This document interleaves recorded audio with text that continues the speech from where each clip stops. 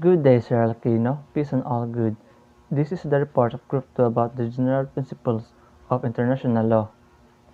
In this lesson, we are expected to understand the basic principles of international law. Number 2, determine international customs and obligations, and understand the full concept of treaties. Here's the definition of terms. International law: laws that regulate relations of states and international persons. National law: laws that regulate individuals among themselves or within the state. Treaty: an international agreement conducted between states in written form and governed by the international law, whether embodied in a single instrument or in two or more related instruments, whatever its particular designation. International law: international law controls how countries and international groups work together. It comes from three main sources, which is treaties, international customs, and general principles of law. If countries disagree or have a problem, they try to solve it by talking and working things out directly with each other, using these rules as a guide. And then when we say international law, it governs the relationship between countries. It means that it sets the rules and guidelines that countries are expected to follow in their interactions. These rules help regulate how countries behave toward each other, resolving disputes, making agreements, and ensuring cooperation. Just like how traffic laws govern how cars should move in the road, international law tells countries what they can and cannot do in areas like trade, war, diplomacy, and human rights. National law: national law sets the rules for how people should behave with each other within their own country. So this law only lies within the country. It controls things like how people treat each other, like for example, don't steal and don't harm others, how businesses work, how the government and citizens interact, for example, paying taxes, voting. These rules are made by the country's government and apply to everyone living there, helping to keep things fair and safe. It consists of statutory enactments, executive orders, and judicial pronouncements. Statutory enactments: these are written laws passed by the government like laws about driving or taxes. For example is the Republic Act No. 9165 or Comprehensive Dangerous Drugs Act of 2002. This law regulates the sale, use, and production of illegal drugs in a country. And let's talk about executive orders. These are rules made by the president or leaders that tell how to carry out or enforce certain laws. For example, Executive Order No. 5 of 2016. This order established the National Anti-Poverty Commission or NAPC to oversee the government's efforts to reduce poverty. Next is the judicial pronouncements. These are decisions made by the court which helps explain how laws shall be applied in specific cases. For example, Supreme Court ruling Oposa v. Factoran of 1993 involved a case where people sued the government for not protecting the environment. Now, let's learn how does international law becomes a part of the law of the state. First, we need to understand why international law becomes a part of the law of the state. International law becomes a part of the country's law because the country agrees to follow international rules and then adjusts its own laws to make sure it meets those international standards. As I said, the country agrees and adopts the international law, and there are two doctrines of adoption, which are doctrine of incorporation and doctrine of transformation. The doctrine of incorporation. The doctrine of incorporation is mainly based on Section 2, Article 2 of the 1987 Constitution, which states that the Philippines adopts the generally accepted principles of international law as part of the law of the land. Thus, generally accepted principles of international law is considered as part of a state national laws by reason of its membership in the family of nations. Because countries, especially Philippines, are part of a global community, they agree to follow common rules and principles that everyone accepts. These global rules becomes a part of country's own laws because being part of the international community means agreeing to these shared standards. So when a country joins the family of nations, it also agrees to follow generally accepted rules that other countries follow. This helps everyone get along and work together better. The doctrine of transformation. The doctrine of transformation means that for international rules to become part of a country's local laws, the country's lawmakers, like Congress or Parliament, must pass a new law that includes these international rules. In other words, just agreeing to international rules isn't enough. The country has to officially adopt them by making a new law. Let's clarify the difference between the two types of doctrines. In a doctrine of transformation, you need to create a new local law to make international rules work in your country. First, you need to agree with international rules. Then, you make a new law in your country to include those rules. While in the doctrine of incorporation, international rules automatically becomes a local law without needing a new law. Once you agree to international rules, they immediately part of your local laws. In short, the doctrine of transformation requires a new law to add international rules, and in the doctrine of incorporation, there is no need for a new law to be added. International rules are instantly a local law. International Convention and International Customs. International Convention are basically formal agreements made between countries. These agreements are written down and follow international rules. International convention is a type of agreement between two or more countries to develop or improve globally. For example, if a country is in a state of economic change, another country will purposely help that country which basically needed the help. So in short, an international convention is an agreement between a country, may it be written down and can be followed as from generation to generation. So let's talk about international customs. International customs, also known as customary law, consist of rules of law derived from consistent conduct of state, acting out of the belief that the law required them to act that way. International customs.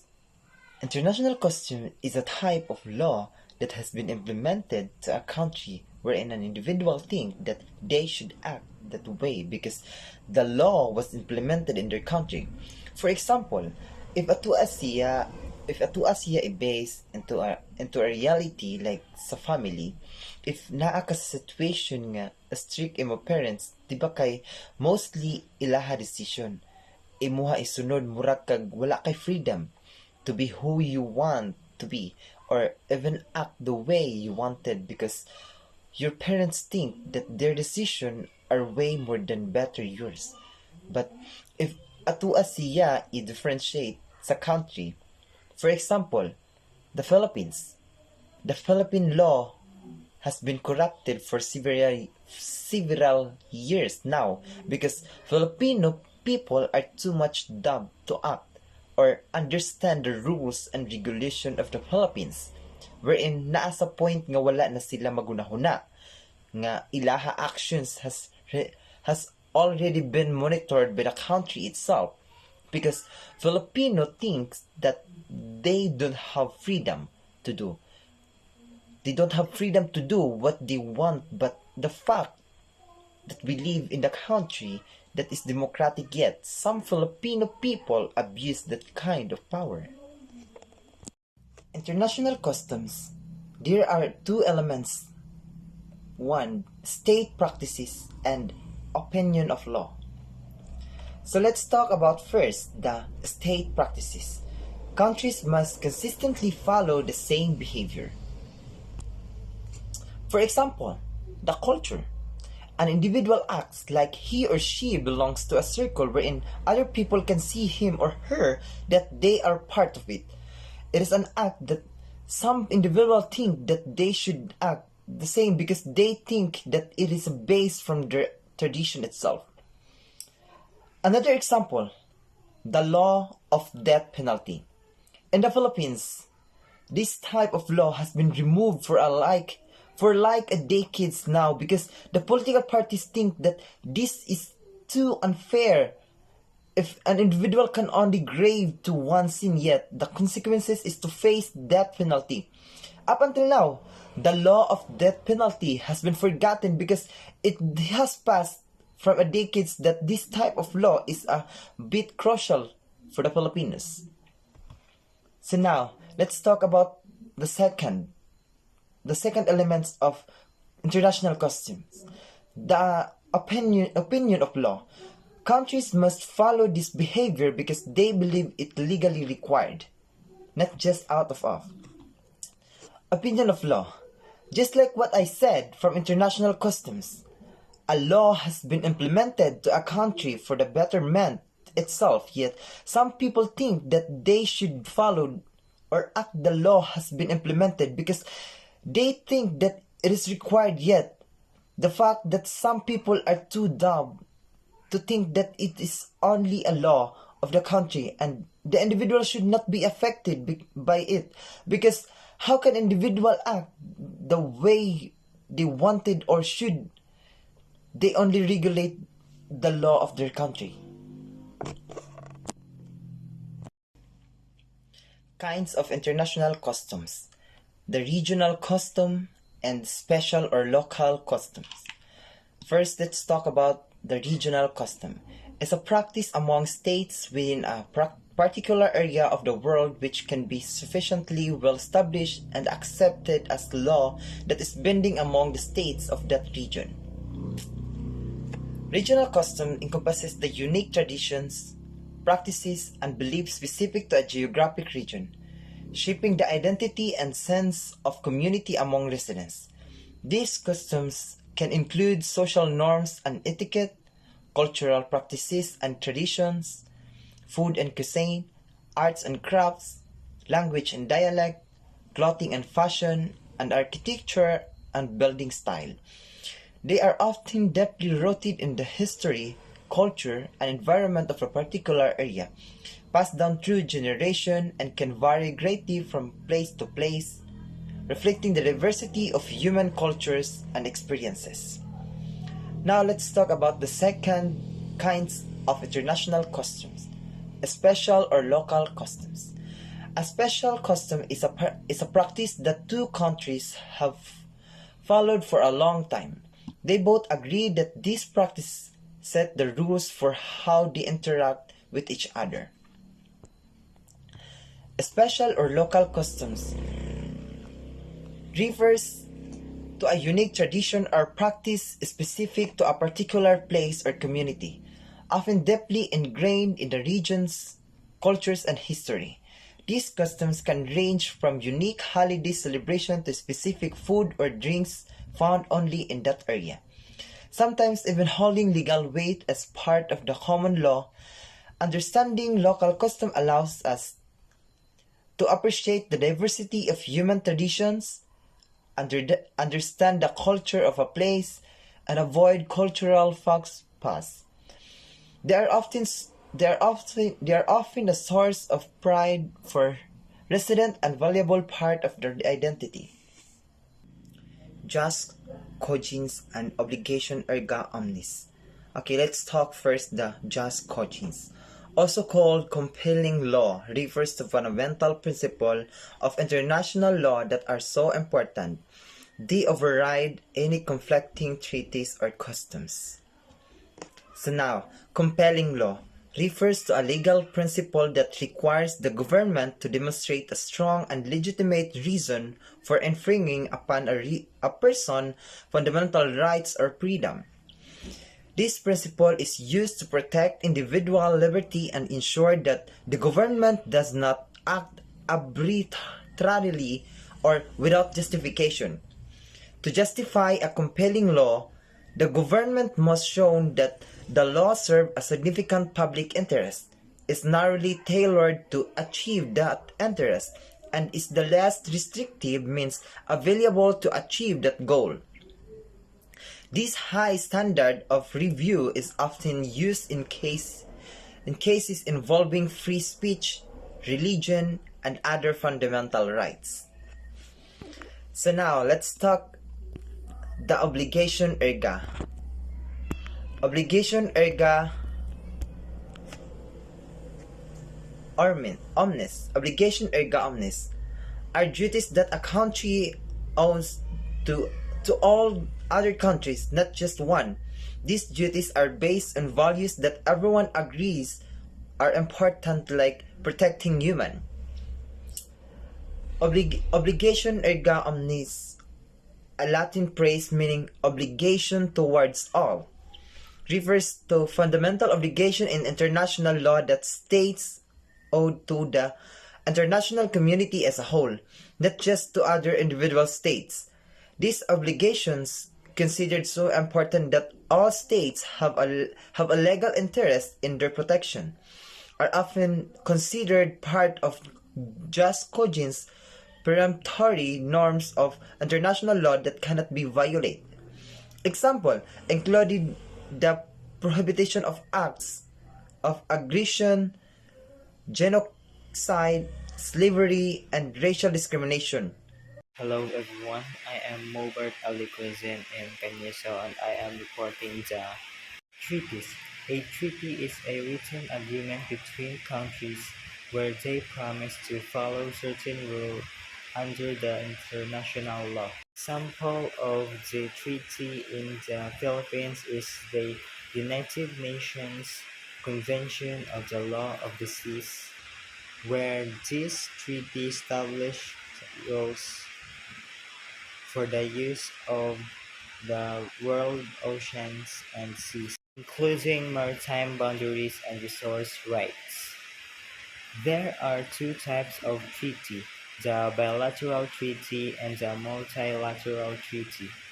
Bilateral treaty is an agreement between two countries, for example, the Philippine-US Mutual Defense Treaty, where the Philippines and the United States agrees to protect each other. Multilateral treaty involves three or more countries. For example, the Convention of Biological Diversity includes the Philippines and aims to protect global biodiversity and promote sustainable use of natural resources. There are 5 steps in treaty making. First, the negotiations. Countries discuss and agree on the treaty's details. Second, signing of the treaty by representatives. It shows that they agree to it. Third, exchange of ratification instruments. Exchange formal document to confirm that they will follow the treaty. Fourth, the ratification of the treaty by the constitutional organs of the respective states means each country officially accepts and confirms to follow the terms of treaty. Fifth, registration with and publication by the Secretariat of the United Nations, which means that it makes the treaty official and public. When a country hasn't officially approved the treaty yet, this means that the country must not do anything that would go against the treaty aims to achieve. It will remain until the country either decides to not join the treaty or officially approves to it.